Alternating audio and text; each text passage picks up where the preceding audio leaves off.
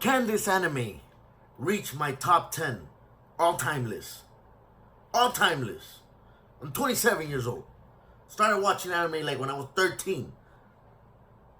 Shout out to Cartoon Network, Toonami, Adult Swim, all that. Can this anime, dog? Demon Slayer, dog. Let's get into it.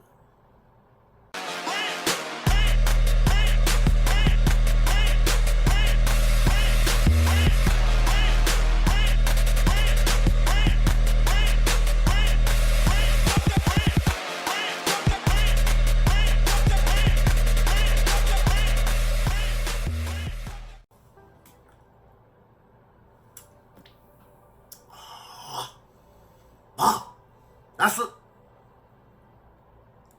It's a disrespect when beer foams up. It's like it slaps me in the face. Why you try me like that? Can this anime reach my all-time top 10 list? It's freaking getting there. I can't say that until we get the ending and it's all done. But yo, what an ending to this arc. Any criticism I've had of this anime gets completely corrected in the next episode. It's like giving me a big middle finger, telling me, "Oh, that you had something bad to say about that. Well, here, this is why we did that." Boom! Like I love that. I love that. This anime has been nothing short than a masterpiece so far, right? The music, the animation, just in this episode alone, did you guys see the sandal, the CGI sandal? That alone beats so many damn animes out right now with garbage animation. They're doing what they have to do and they're doing everything right so far. Hopefully it continues. The Demon Slayer world is opening up. The characters are more elaborated. Everything is coming into play. What a beautiful ending to this arc. One of my criticisms was, do we have to see the ending or the conception of every demon every time they die so we have an emotional connection to the death of the demon? Do we? And they answered it in this episode. In the beginning, it started with Rui, the Spider Kid, and how and why he became a demon. Obviously, Musen, the demon overlord, convinced him or got in his brain and said, "You want a strong body? Here you go. I'm gonna give you this power," and remained in his head, kind of manipulating him. Your family doesn't this, they don't understand, whatever it may be. And it touched you, man. It touched you. It touched you one time. One time for anybody who felt that right here. Because in the beginning, I'm looking at it, I'm like, really? Another pass?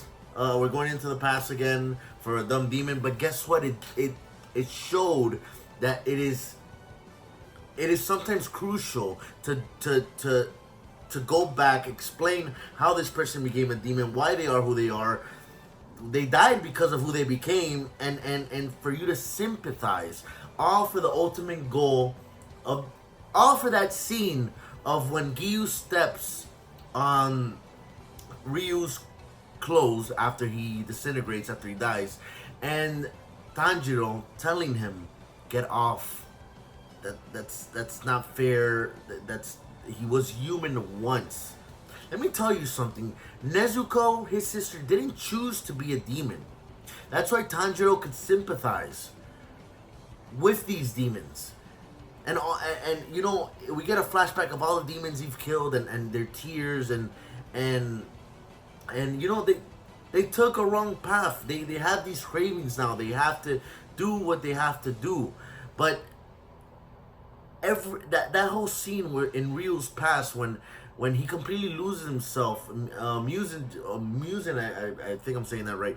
The way he got into Ryu's head and just completely forgetting about his family, blaming it on his family, etc., all because he gained this new power, only to forget the final words of his mother, which was, "I'm sorry I didn't give you a stronger body. I blame myself." All to forget that his father was going to kill him and kill himself too, to atone for killing him, but they would all be together in heaven or wherever they go. That touched, man. That touched. And it only touched harder when Tanjiro explained that to Giyu in a way, they were humans too, just like I am now. Some of them didn't choose this. What a scene, man. What a scene. And one thing we're getting, mind you, I'm an anime only. A lot of you read the manga, but one thing I'm getting, so there's things I don't know about these characters that you guys may know. One thing I'm getting about Giyu, he's by the rules. Actually, everybody's by the rules. You don't mess with demons. You just kill them. Don't ask any questions. They kill a whole bunch of humans. F them. Kill them. And just annihilate, right? So when Giyu goes out of character to protect Tanjiro and Nezuko because he's like, aren't you the kid from 2 years ago? And he actually protects them. Never gives an answer to why, because I think Shinobu is like, why are you doing this? Why are you doing this? And he can't explain why. Or not that he can't, he just, I guess, doesn't talk. And he's just there shooting the fade with her.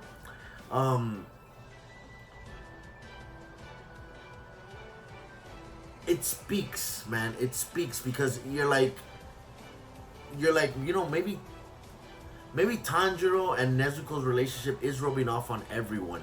Giyu, because he saw a piece of that relationship when she first turned into a demon, and he actually saw Nezuko in a demon state, where she was actually fighting and all this good stuff, and he still let them go, and he referred him to the former water pillar, and Tanjiro now became who he is now, right?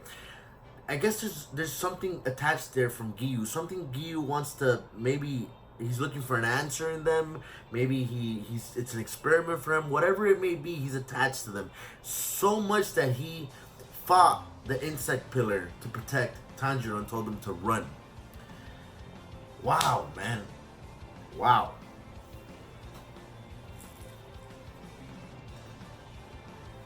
Oh, man. I'll drink a whole 12-pack to everything going on in this anime right now. So they start running. And we get a scene to Inosuke and Zenitsu, and what I mean by the Demon Slayer world is opening up. We get to see how the cleanup crew comes in and cleans everything, how they handle situations. Damn, I ran out of breath right there. All that hookah I smoked yesterday. How they handle situations, how they clean up, how they heal people. They wrap them up like mummies. That was pretty funny. But Zenitsu has to feel some type of way right now. The same way Inosuke feels some type of way. Maybe I'm not that strong, is what he said. So we're diving deep into the characters now.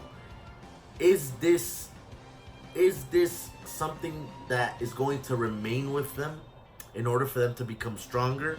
Or will they always come back to this and be like, I'm weak? How are they going to react to all of this? And then we meet Kanoe. I think that was her. I think she I don't remember. I butcher everybody's name because it's like the first time I don't read the manga, so the first time I see their names. My bad. Kanoe is now chasing Nezuko. Gets leg dropped. Actually, legs dropped Tanjiro. Breaks his jaw or some shit. Knocks his ass out completely. So that's to show you how crazy these pillars are, how strong they are. And starts chasing her. Nezuko turns into a little girl. Can't slice her. Very funny scene. So it was nice to all that emotional stuff, and then we get that nice little clip that funny clip of Nezuko turning into a kid and dodging everything. But she asks that question: why isn't she attacking me? F it, I'm still gonna kill her. That's their mentality. Only for the crows to come in and be like, Tanjiro and Nezuko, bring them to us. We gotta handle some situation. Basically, like, bring them captive. Like, not captive, but like arrest them, basically. They gotta answer to some questions or whatever. What is going to happen? At the end, we get to see the pillars. Wow. They look amazing. One thing that I give One Punch Man is wow. Um I forgot his name. How do I forget his name? He's one of my favorite characters. That beer be getting to you. Genos. I give One Punch Man credit. The character design for Genos is amazing. He just in design alone, he could be the main character of an anime, of how cool he looks. All these pillars looked OG, looked OP, looked like they were ready to shoot hands. That was, I can't wait to see how they fight, their breathing techniques, their breathing style, what powers they use, what they don't use, how they are, this and that. I can't wait for all of that. So, but how do they have the final say? I don't think they do, because when the Demon Slayers got promoted, like when Tanjiro, Zenitsu, and Inosuke got promoted, there was somebody making the call. It was like a little girl or two little girls. I can't remember right now. But regardless, it's nice to know. It's nice to know that the chain of command goes. There's a lot of levels to this shit. And what is gonna happen? Are they gonna let Tanjiro and Nezuko continue doing what they're doing? Are they gonna be like, you guys go, keep doing what you're doing, but we're gonna observe you. The first human that Nezuko hurts, you're dead, both of you. And by both of you, I mean because obviously Tanjiro's gonna defend Nezuko, right? He'll die too. What call are they going to make? How is everything gonna play out?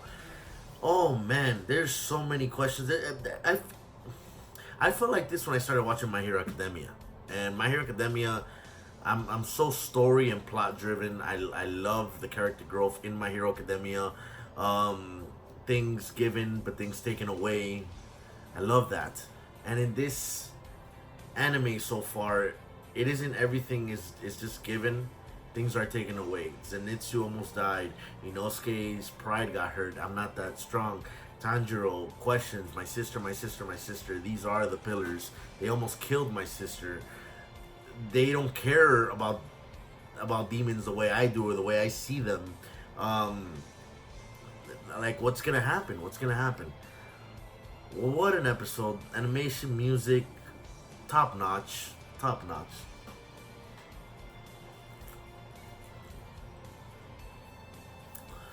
Like and subscribe, guys. What do you guys think about this anime so far? Can it reach your top 10? Is it already in your top 10? What do you guys think? Let me know.